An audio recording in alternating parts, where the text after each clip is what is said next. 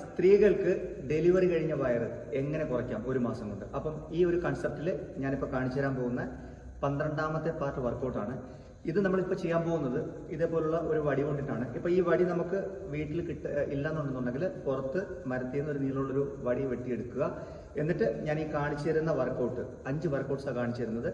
ഇത് ഡെയിലി നിങ്ങൾ ഒരു 20 മിനിറ്റ് മുതൽ 25 മിനിറ്റ് വരെ ചെയ്ത് കഴിഞ്ഞാൽ നിങ്ങളുടെ ഡെലിവറി കഴിഞ്ഞ അടിവേറെ 100% കുറയും, ഗ്യാരണ്ടിയാണ്. ഓക്കെ, അപ്പോൾ നമുക്ക് വർക്കൗട്ടിലേക്ക് പോവാം. All the very best.